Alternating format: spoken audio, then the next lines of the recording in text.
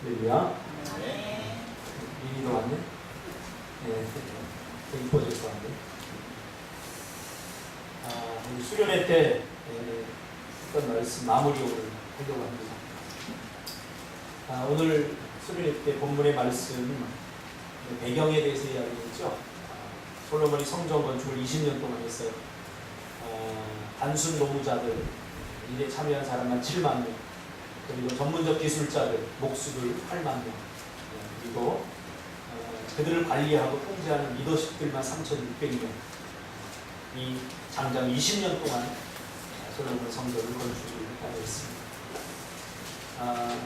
우리가 저번주 살펴본 것처럼 성전 내부는 굉장히 화려했죠. 온갖 보석들과 이 땅에서 가장 가치 있다고 생각하는 것들을 그 안에다가 집어넣어서 아주 화려하고 멋지게 꾸몄습니다. 이 성전이 의미하는 게 뭔가? 우리죠. 우리. 이렇게 우리는 가치 있다는 거예요. 가치 있는 인생입니다. 우리가 눈에 보이는 것들이 익숙해져 있기 때문에 눈에 보이지 않는 것들을 잘 인식하지 못해요. 그래서 하나님은 우리를 이해시키기 위해서 눈에 보이는 것들을 자꾸 우리에게 보여주면서 눈에 보이지 않는 하나님의 은혜들을 발견하기를 원해요. 그것이 바로 그것 중에 하나가 바로 성전입니다. 성전은 우리죠. 그래서 이렇게 가치 있게 우리를 만들어 놓으셨다는 사실이죠. 그런데 이렇게 멋지고 화려하게 성전을 지었는데 뭔가 하나 부족하다고 했어요. 솔로몬이 이것을 알았죠. 우리 사람이 이렇게 화려하게 아름답게 멋지게 꾸민다고 할지라도 이것 자체로 가치 있는 것은 아닙니다. 우리 죽으면 다 썩어져요. 우리 사람이 가치 있는 것은 바로 우리 안에 하나님의 영을 담기 때문에, 하나님이 우리 안에 있기 때문에 우리가 가치 있는 거죠. 바로 성전이 이렇게 아름답게 꾸며져 있지만 가장 중요한 것은 하나님의 임재가 빠져 있다는 거예요. 그래서 솔로몬은 하나님 앞에 기도하죠. 하나님 앞에 기도함으로 하나님께서 응답하셔서 스스로 하나님께서 자발적으로 이 성전 안에 들어오시게 됩니다. 자, 우리가 이 원리를 알아야 돼요. 우리가 때로는 기도를 간절히 하고 열심히 하고 예배도 정말로 열심히 드려서 하나님께서 그 예배를 받으시고 기도가 응답된다고 생각하는 건데, 물론 열심히 해야죠. 최선을 다해서 해야죠. 그러나 더 중요한 것은 뭐냐면 성경이 원하는 하나님의 뜻 안에서 하는 것이 더 중요하다. 오늘 하나님께서 스스로 솔로몬이 하나님의 뜻대로 성전을 짓고 하나님의 뜻대로 구하니까 하나님께서 스스로 자발적으로 성전 안으로 들어가시는 걸 보게 됩니다. 종교, 우상이 뭐냐면 하나님의 뜻을 제껴두고 간절히 하려고 합니다. 열심히 하려고 합니다. 열심 이전에 우리는 하나님의 뜻을 먼저 구하는 것이 더 중요하다는 사실입니다. 오늘 솔로몬은 하나님의 뜻대로 구하니까 하나님께서 역대하 7장 1절에 솔로몬이 기도를 마침에 불이 하늘에서 내려왔습니다. 그 번제물을 살랐다. 다시 말하면 응답했다. 그렇게 말하고 있습니다. 그래서 기도라고 하는 것은 하나님의 뜻을 우리 마음의 소원으로 주셨다. 사도 바울은 이렇게 이야기했습니다. 그러니까 기도에서 가장 중요한 건 구하는 게 아니라 하나님의 뜻을 찾는 것이 더 중요하다는 사실. 그것을 구하는 거예요. 그것이 우리의 마음의 소원으로 주어진다는 거죠. 그러니까 솔로몬이 오늘 하나님 앞에 이렇게 기도한 거죠. 자, 그러자 이제 하나님께서 스스로 성전 안에 들어오셔서 그 성전의 광채를, 성전 안에서 하나님의 광채를 비춥니다. 그러니까 모든 사람들이 하나님의 광채를 입고 표정이 변하고 마음의 어두운 그늘들이 다 사라지고 정말로 천국을 경험하게 되죠. 며칠 동안? 보름 동안, 15일 동안 경험하게 됩니다. 마치 모세가 시내산에서 하나님의 광채를 전기고 얼굴이 빛났던 것처럼 이스라엘 백성들이 완전히 변합니다. 그러니까 제가 상담을 하면서 이렇게 느끼는 게 문제가 있는 사람들은 이렇게 얼굴이 좀 며느리졌고 어두워요. 그것을 통해서 마음을 가늠해보는 것이 상담입니다. 도대체 무엇이 저 사람의 얼굴을, 표정을 어둡게 했을까? 표정을 근심되게 했을까? 하고 가늠해 보면서 그 사람의 마음으로 들어가는 작업이 바로 상담이 하는 역할을 하나의 겁니다. 이스라엘 백성들의 그 마음에, 죄악된 마음에 하나님의 영광의 빛이 비치니까 밝아졌더라는 거예요. 여러분, 이것이 진정한 예배입니다. 오늘 여러분의 어두운 마음의 그늘에 하나님의 영광의 빛이 비춰지기를 주님의 이름으로 축복합니다. 활짝 열어야 돼요. 그 마음의 빛이 비춰질 때 근심이 사라져버려요. 우리 인생에 해결할 수 없었던 그 문제들이 하나님의 밝게 비치는 빛을 통해서 다 드러나게 되고 태워지게 되고 또 새로워지는 역사가 있게 될 줄 믿습니다. 너무 좋은 거예요. 너무 좋은 거예요. 예수님께서 변화산에 수제자들을 데리고 올라갔죠. 올라가서 하나님의 광채를 보았죠. 너무 좋으니까 제자들이 뭐라고 그랬어요? 예수님, 여기가 초막셋을 짓고 우리가 여기서 살자고 그랬어요. 너무 좋은 거예요. 너무. 하나님의 임재를 경험하면 우리가 생각하는 것처럼 생각하는 것보다 더 이상의 기쁨과 인생에 지금까지 한 번도 맛보지 못한 그런 희열과 기쁨을 맛볼 수 있다는 거죠. 자, 15일 동안 하나님 앞에 예배하고 찬양하고 기도하고 이제 솔로몬은 다시 돌려보냅니다. 이스라엘 백성. 왜요? 우리가 살아가는 삶의 터전은 바로 우리의 삶의 현장이기 때문이죠. 그곳에서 매일 예배드리고 하나님과 함께하고 했으면 좋겠지만 그러나 이제 우리는 그 빛을 받았으니 어두운 세상에 어두운 사람들이 그 빛을 빛으로 나가야 되는 거죠. 나가야 돼요. 그러니까 예배의 핵심이 뭐냐? 밝은 빛을, 하나님의 영광의 밝은 빛을 받아서 마음이 어두운 자들, 죄로 말미암아 마음에 그늘이 있는 자들, 그들에게로 가서 비치는 역할을 하는 거예요. 그래서 다시 가게 되죠. 오늘 본문은 그날 밤에 있었던 일입니다. 이스라엘 백성들이 다 돌아가고 그리고 솔로몬도 성전궁에 딱 들어와 있을 때 하나님께서 솔로몬을 찾죠. 그러면서 아주 오랫동안 잊어버렸던, 솔로몬이 기도했지만 응답되지 않아서 잊어버렸던 기도에 대한 응답을 주십니다. 그게 뭐냐면 솔로몬이 과거에 이렇게 기도했거든요. 하나님, 우리가 지금은 너무너무 하나님이 좋아서 하나님을 잘 섬기고 너무너무 좋은데 혹여 우리가 타락해서 여러분 타락하고 침체하면 그럴 때가 있어요. 기도하고 싶어도 기도할 수 없을 만큼, 하나님께 예배할 수 없을 만큼, 아무것도 하고 싶지 않을 만큼, 하나님을 다시 찾고 싶지 않을 만큼 타락해서 힘들고 영적으로 권고할 때가 있어요. 그러니까 희망이 없죠. 이런 사람들은 어떻게 해야 돼요? 기도하고 싶지 않을 만큼, 하나님을 더 이상 섬기고 싶지 않을 만큼 마음이 완악해지고 타락해서 하나님 앞에 돌아갈 수 없는 그러한 지경에 이룰 수 있다는 거죠. 심각합니다. 우리가 타락하면 그렇게 돼요. 침체하면 되면 그렇게 돼요. 아무것도 하고 싶지 않아. 역대하 7장에 나오죠. 솔로몬이 참 지혜롭고 그리고 철학적이고 신학적인 사람. 이럴 때 혹여 우리가 지금은 하나님을 잘 섬기고 혹여 이럴 때가 있사오니 이럴 때 하나님 우리는 돌이켜서 주님의 전으로 돌아올 수 있도록 해주세요. 이렇게 기도했거든요. 그리고 한참 시간이 흘렀어요. 그리고 오늘 본문에 성전 건축과 그 안에서 예배를 보름 동안 드리고 돌아왔습니다. 하나님께서 솔로몬에게 그때 드렸던 기도에 대한 응답을 주십니다. 그래서 우리 전번주에 그것에 대해서 잠깐 살펴보았죠. 그래서 역대하 6장 26절에 보면 솔로몬이 그 기도하는 장면이 나오는데요.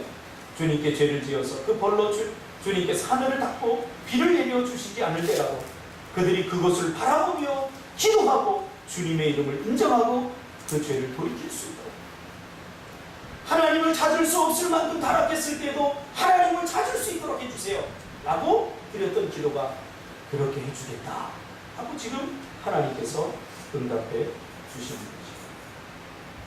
저희가 이곳으로 올 수 있게 불러주세요.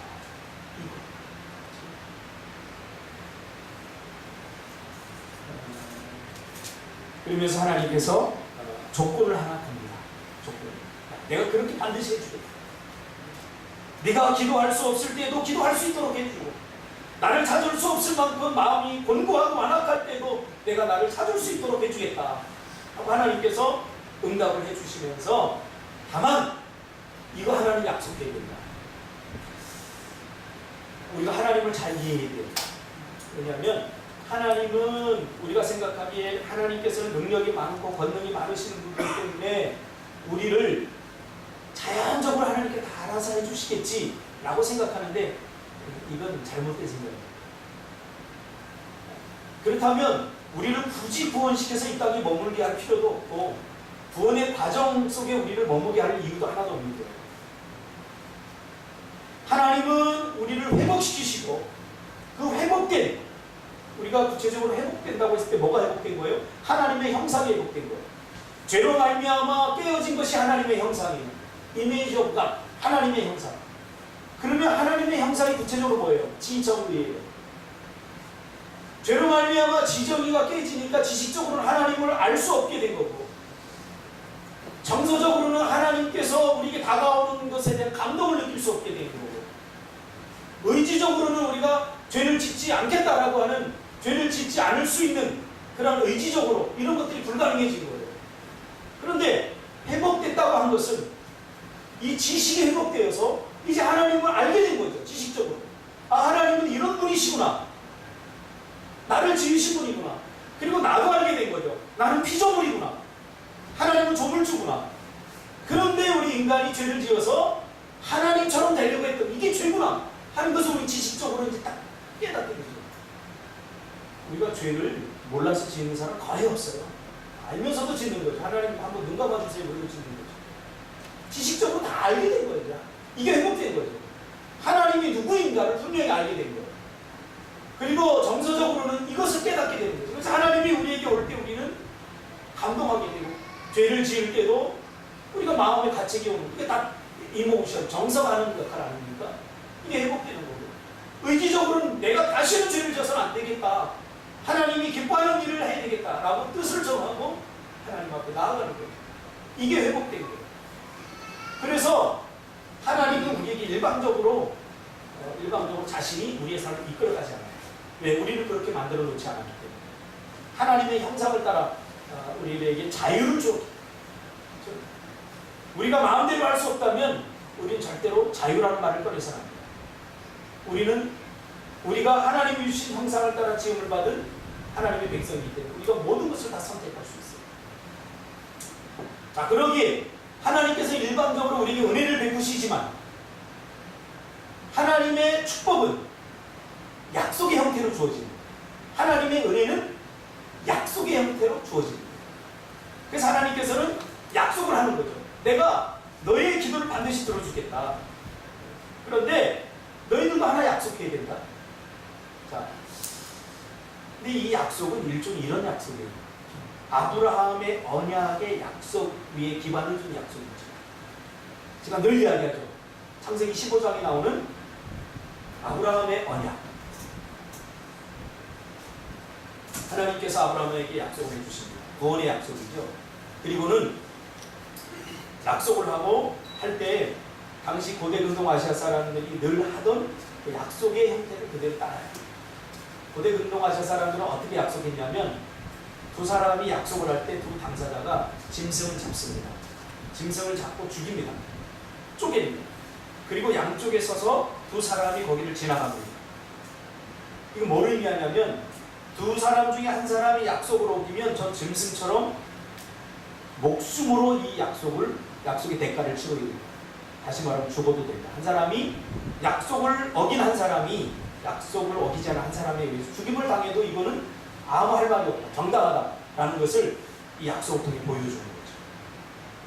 자, 그런데 하나님도 아브라함과 약속할 때 똑같이 합니다. 창세기 15장에 보면. 그런데 두 아브라함과 하나님이 쓰시고 재물을 쪼개놓습니다. 그리고는 하나님은 혼자 여기를 걸어가셔요. 아브라함은 잠들게 하셔요. 원래는 둘이 같이 걸어가야 돼요.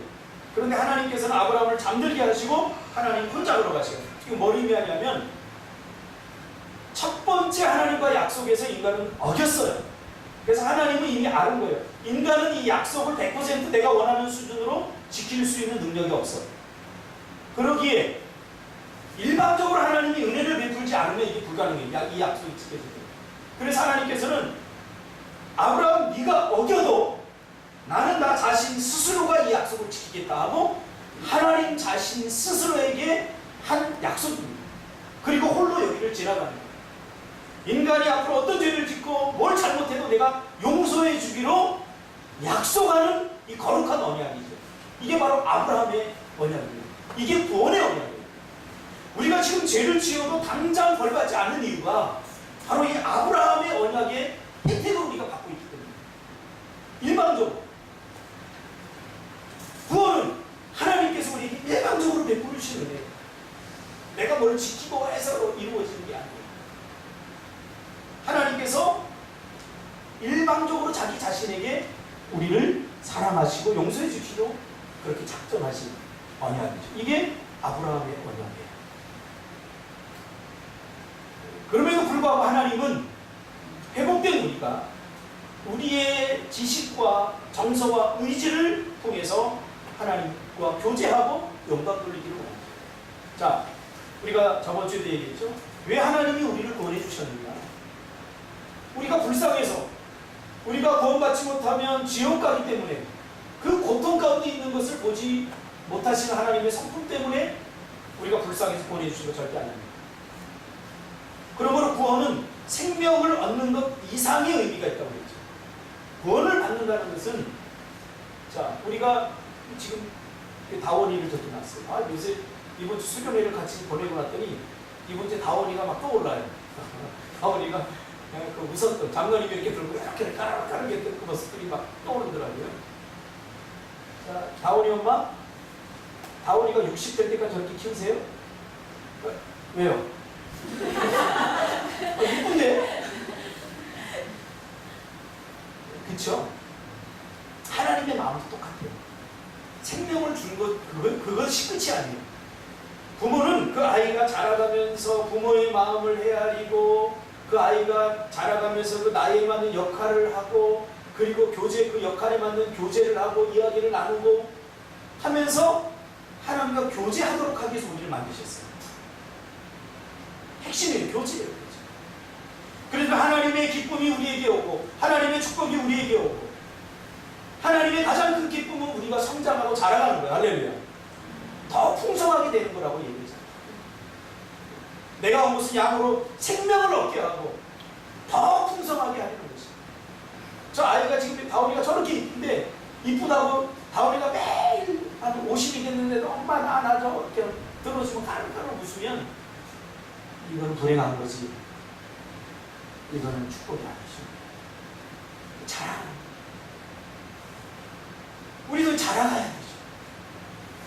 나에 맞는 선택과 우리 영적 나에 맞는 선택과 결정과 판단과 어떤 표현을 통해서 하나님과 교제하며 하나님께 기쁨을 드려야 되는 거죠.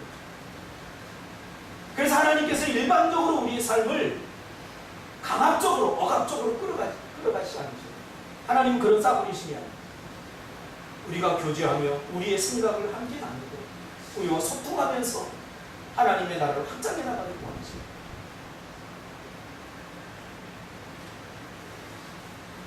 그런 면에서 우리가 하나님에게 드릴 수 있는 가장 큰 선물은 뭐냐?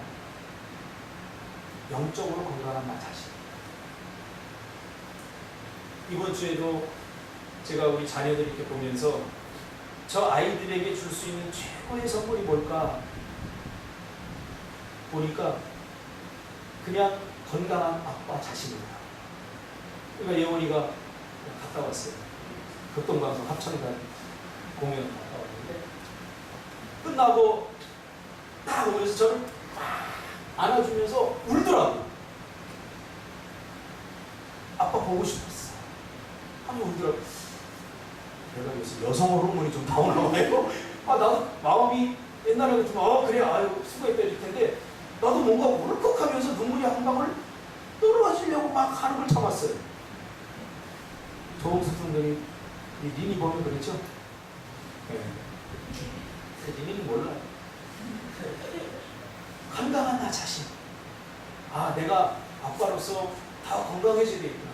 그냥 몸만 건강한 게 아니라 정신도 건강해지고, 이번 주에는 제가 컨테이너에서 거의 일주일을 살았어요. 컨테이너에 사니까 우리 가정이 행복해지더라고요. 첫째, 우리 집의 왕은 나예요. 그 TV 채널 거를 내가 갖고 있어요. 나는 주로 UFC나 격투기, 축구 이런 걸 보거든요. 그래서 그렇다고 내가 자비를 좀 베풀어요. 우리 애들이 볼 수 있는 거 한 번 딱 하나 보게 해요. 그리고 이제 아빠 차례다 그러면 예전에는 좀 반항하고 그랬는데 이제 네 하고 놓고서 들어가 버려요. 그런데 내가 우리 집에서 나와서 생각을 하니까 우리 아이들이 쪽팔리 누워가지고 다리 쫙 뻗고 TV 보고 그 모습이 너무 행복해. 당분간 더 컨테이너 제가 살려고 그래. 난 내가 있어서 행복할 줄 알았는데 오히려 내가 없는 게 아이들에게 또 기쁨이 될 수도 있겠구나 그런 생각을 해요. 그런 생각을 한다는 자체가 내가 건강하다는 생각을 제가 했어요. 이게 내가 기쁘다고 쟤들까지 기쁜 건 아니구나. 이게 컨테이너에 내가 좀 들어가 있으면 쟤들이 채널 꼴을 갖고 만들어 볼 수 있기 때문에 쟤들에게도 행복을 줄 수 있구나 하는 생각을 한 거예요. 그러면서 그동안 내가 잘못했던 거를 내가 죄송합니다. 기록을 해봤어요. 기록을 해봤더니 정말 내가 나쁜 놈이에요. 할렐루야. 여러분 지금 나쁜 목사하고 함께 있는 거예요. 나 잘 몰라서 그렇지 내가 얼마나 나쁜 놈인 거예요. 그리고 이렇게 기록하다가 그냥 눈물이 나요. 그리고 맨 마지막에 하나님이 그런 마음을 주셔요. 어떤 마음을 주시냐면 칭찬을 저에게 하나 해주시는 거예요. 칭찬. 내가 이렇게 나쁜 놈인데 그래도 하나님이 저에게 칭찬을 하나 해주시는 게 뭐냐면 하나님 뭐라고 그러면 고맙다고 그래요. 좀 당황했죠. 뭐가 고마워요? 10년 전 목회를 처음 시작할 때 10년 전은 내 마음속에 온갖 욕망으로 가득 있었다. 목회 성공해서 이름 날리고 싶고 뭔가 너 이름을 드러내고 싶은 그 욕망으로 가득 차 있었는데 지금은 네 마음에 성도를 사랑하고 싶은 마음이 가득 차 있을 것 같다. 할렐루야. 진심이거든요. 저는 목회를 이렇게 하면서 목사의 자격이 뭘까를 많이 생각했어요. 물론 학교에서도 많이 배웠어요. 신학대학 4년, 대학은 3년, 7년 배우고 그 외에도 부목사로 시작하면서 목사가 갖춰야 될 자격에 대해서 굉장히 많이 배우고 받았어요. 목사의 자격이 뭘까? 제가 목회를 하고 10년 만에 그 과정 속에서 얻은 게 뭐냐면 목사의 자격은 딱 하나예요. 다른 거 다 필요 없어요. 목사의 자격은 딱 하나인데 그게 뭐냐면 성도를 사랑해 주는 거예요. 할렐루야. 이거예요.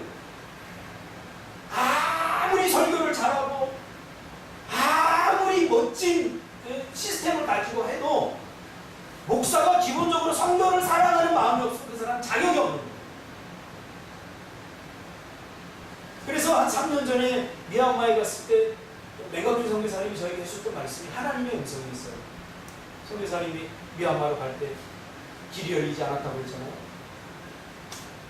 근데 하나님께서 이거 하나 약속해라. 너 내 대신 미얀마 사람들을 사랑해 줄 수 있냐? 네, 할 수 있습니다.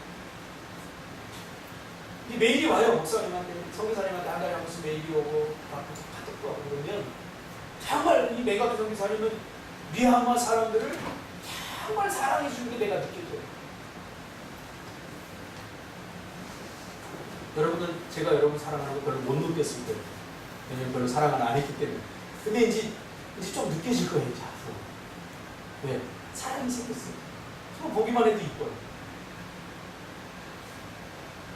뭐 이렇게 잘하고 또 뭐 토요일만 되면 이렇게 와가지고 청소한다고 또 와가지고 사진 청소는 내 마음에 들게 하진 않아요.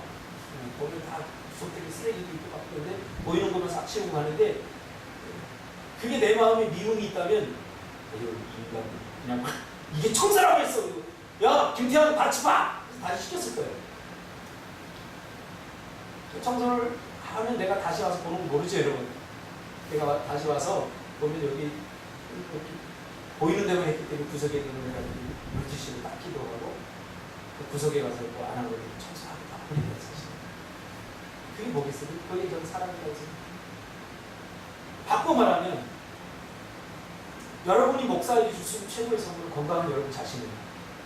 제가 목회를 하면서 많은 사람들을 만나봤는데 마음에 상처받고 어렵고 힘들어서 다 나갈 때는 목사 탓하고 나가요. 여러분, 여러분만 목사한테 상처받는 줄 아세요? 목사는 성도한테 상처받아요. 어떤 사람 둘이 싸워가지고 와가지고 나한테 막 일러 비집사니까 와서 막 일러. 그럼 목사는 도대체 누구 편을 들어야 되죠? 다 내 성도인데? 아무 편을 들어주지 않아요. 그럼 나중에 어떻게 되냐면 둘이 연합을 해가지고 목사를 혼내. 이게 목회 현장이라고 저는 생각을 했어요. 근데도 이뻐요. 이제. 거짓말하고 다 이뻐요. 하나님이 우리에게 요구하는 것은 다른 거 아니에요. 사랑이 없으면 아무것도 아니에요. 사랑이 없으면 아무것도 아니니까요. 사랑이 없으면 아무것도 천사의 말이 나오고 사랑이 없어 아무것도. 그러나 사랑하면 모든 것이 되고 전부가 되고. 평소 대충 해도 사랑 안 할 때는 막 미워. 아니 전부랑 저 입으로만 주둥이로만 막 이러는데 사랑하면 아휴 그 이쁜 것이 그렇게 열심히 하는 것밖에 안 돼요. 그러니까 하나님이 그런 마음 주셔요. 야 나는 박 목사야. 나는 너의 가장 잘하는 모습만 기억해. 좋은 모습만 기억해. 그거였더라고요. 하나님이 우리를 일방적으로 사랑하는 거예요. 사랑하시기로 작정하신 거예요. 작정하신 사랑이에요. 그러니까 하나님은 우리를 절대로 미워할 수 없어요. 사랑하기로 작정하게 있거든요. 그럼 사랑하기로 작정하시기 바랍니다. 남편은 아내를 그렇게 해야 돼요. 작정해야 돼요. 사랑하기로 작정해야 돼요. 사랑하면 문제될 게 아무것도 없어요. 사랑하면. 그러나 사랑이 사라져버리면 문제 안 될 것도 문제예요. 문제 안 될 것도 큰 교회 지금 돈 갖고만 문제, 사실 돈의 문제가 아니에요. 사랑하지 않으니까 문제가 생깁니다. 사랑하면 허다한 죄를 덮잖아요. 여러분 우리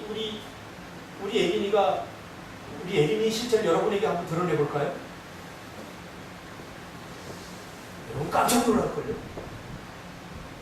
도저히 사랑할 수 없어요. 근데는 저는 그래도 사랑스러워요. 그래서 사랑은 때로 아픈 거예요. 이번 주 수련회를 하는데 내가 설교를 하려고 이렇게 딱 이제 준비하고 있는데 마음이 조급한 거예요. 집사람도 없는데 내가 나오기 전에 깨웠거든요. 예린아 오늘 수련회가 엄마도 없고 하니까 네가 엄마 대신해야 돼. 일어나서 꼭 나와. 그러니까 고민을 끄떡해요. 그래서 난 나오겠지. 그런데 찬양이 다 끝나가는데도 안 나와요. 그래서 방에 가봤더니 대자로 뻗어 주무시고 계시더라고요. 내가 지금 설교를 해야 되는데 이거 화낼 수도 없고 화 안 되자니 열이 불어. 그래서 소리를 확 지르겠어요. 도대체 나를 도와주는 사람이 없던데. 그리고 왔어요. 근데도 설교 끝나고 나니까 제가 믿지 않아요. 왜? 내 자신이 사랑하니까. 사랑이 뭐라고 설명한다는 거 가짜예요. 사랑은 조건이라고요? 아니에요. 사랑이기 때문에 너무 가슴이 아픈 거예요. 그래서 누군가 잘못하면 비난하고 지적하고 그런 사람은 아직 이 하나님의 가슴 아픈 사랑을 이해하지 못한 거예요. 왜 하나님이 예수님을 이 땅에 보내주셔야만 했는가? 이 가슴 아픈 사랑을 아직 이해하지 못해요. 그러니까 다른 사람 잘못하면 지적하죠. 그게 난데 내 모습인데 가장 미운 사람의 모습이 내 안에 있어요. 여러분. 가장 재수없는 사람의 모습이 내 안에 있다고요. 그럼에도 불구하고 하나님은 나를 사랑해 주셨다니까요. 이 사랑이 얼마나 돼? 저는 요즘 이제 목회를 새로 시작하는 마음이고, 그래서 하나님께서 나를 이 제주로 보내주셨군요. 사랑. 이 솔로몬은 그걸 깨달은 거죠. 그래서 하나님을 기쁘시게 하기 위해서 하나님께서 솔로몬에게 약속해라. 사실 이건 해도 되고 안 해도 되는 약속. 왜? 하나님께서 스스로 약속이기 때문에 지키시는. 그래서 여러분, 우리가 예수 믿어서 우리가 복 받고 사는 것은 내가 잘해서 받는 게 절대 아니에요. 착각하지 마세요. 괜히 우쭐대면서 괜히 하나님 나 없으면 안 돼. 그러지 마세요. 하나님의 나라에는 이 돌들로도 아브라함이 되게 할 만큼 하나님의 능력이 있으신 분이고, 하나님은 가난하고 궁색해서 우리의 헌금을 받아 먹으려고 헌금을 요구하는 것도 아니에요. 착각해서는 안 돼요. 이 은혜를 깨달으면 하나님 앞에 자발적으로, 하나님께서 우리 사람들이 하나님의 뜻대로 행할 때 스스로 자발적으로 성전으로 들어오셨듯이, 우리도 이제는 하나님 앞에 억지로가 아니라 스스로 자발적으로 하나님의 약속을 지켜 볼만하지 않겠어요? 우리가 또 지키면 얼마나 잘 지키겠어요? 그럼에도 불구하고 하나님은 우리에게 완벽함을 요구하는 게 아니라 온전함을 요구하기 때문에 우리가 그 하나님의 약속을 지키려고 애쓰고 힘쓰는 그 모습을 하나님께서 기쁘게 해주십니다. 개척을 쫙 했는데 강대상도 제가 다 짰어요. 다 교육을 내가 다 했어요. 처음에. 근데 하나님이 그런 마음을 주셔요. 너 참 잘한다. 훌륭하다. 그런 마음을 주시는 게 아니라 너 혼자 잘 먹고 잘 살아. 저는 그걸 하면서 너무 기뻤거든요. 하나님의 예배 초소를 내가 이렇게 한다는 게 너무 기뻤거든요. 정말 행복했거든요. 너희 제자들에게도 이 기쁨을 좀 줘. 그래서 제가 이렇게 하나 시켜봤어요. 상업부차를 시켰더니 다 뜯어놔가지고 내가 일을 2배를 더 해야 돼. 차라리 내가 하는 게 지금은 내가 인정할게. 나보다 100배는 더 잘해. 지금은 잘해. 그때는 못했어요. 사무실 하나 만들려고 이렇게 했더니 벽을 다 뜯어놔가지고 내가 그걸 다시 메꾸고 다시 해야 되는 일도 일어나고 내 일이 더 많아져. 하나님 그래도 시켜야 돼. 시켰어. 하나님은 우리 모두가 함께 하기를 원하고 동참하기를 도지합니다. 그래서 그 기쁨을 누리기를 원합니다. 하나님과 약속도 마찬가지로 우리가 잘 지켜봤자 얼마나 서툴죠. 그래도 하나님은 우리가 하나님의 약속을 지키려고 발버둥치는 그 온전한 모습, 이게 온전함이에요. 성경에서 하나님은 우리에게 완벽함을 요구하지, 완전함을 요구하지 않아요. 완전함은 하나님의 영역이기 때문에. 그래서 청소를 깔끔하게 못해도 청소를 하는 그 모습 하나님 기뻐하셔요. 이왕이면 더 깔끔하게 하시기를 주님의 이름으로 축복합니다. 좋아하겠죠. 그러나 더 마음에 들게 하는 것은 성숙함이에요. 더 자라가야 돼. 보지 못하는 부분까지 보게 되는 거죠. 보게 되는 거죠. 작년에 정도 수준 되면 제가 참 감사하죠. 바람이 불고 나면 꼭 장로님 뭐 이렇게 돌아다니셔요. 그래서 장로님 되게 없으시면 이렇게 자꾸 돌아다니시니까 이제 이렇게 알았어요. 날아간 건 없나, 나무가 뭐 부러지진 않나. 다 살펴보고 돌아가는 거예요. 전혀 뭐 그런 거 생각 안 하잖아요. 이게 성숙하는 거 자라간 거죠. 하나님께도 마찬가지예요. 예전에 제가 어릴 적에 기억나는 게 있어요. 제가 있던 그 교회에 큰 태풍이 불어서 막 장마가 났는데, 근데 여름성경학교 때 있어요. 여름성경학교. 저는 갔죠. 여름성경학교 막 걷고 막, 여러분 그 모르죠. 막 닭이 떠내려가고 그러고 제가 직접 봤어요. 막 보러 가고 집사람 우는 거야. 70년대 태어난 사람 절대 몰라.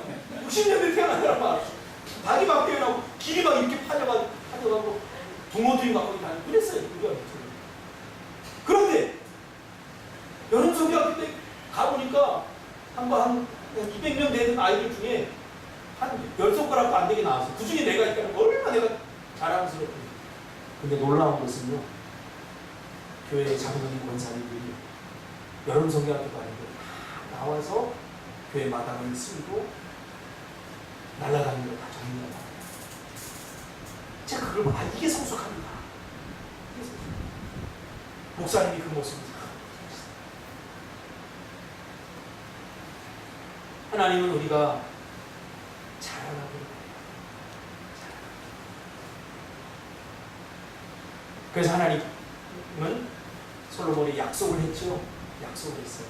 자, 내가 이제 너 그렇게 권고할 때라도 내가 내 전을 찾을 수 있도록 해주겠다. 근데 한 가지 약속이야. 하고 한 약속. 그 약속이 오늘 역대하 7장 14절 나왔습니다. 오늘 또 이 공부를 못해 다음 주에 하도록 하겠습니다. 왜냐하면 그 박준석 집사 하품으로 사인을 보내기 때문에 다음 주에. 그러면 하나님께서 우리 약속한 것, 우리의 무엇을 바꾸기를 원하시는지 다음 주에 살펴보겠습니다. 기도하겠습니다.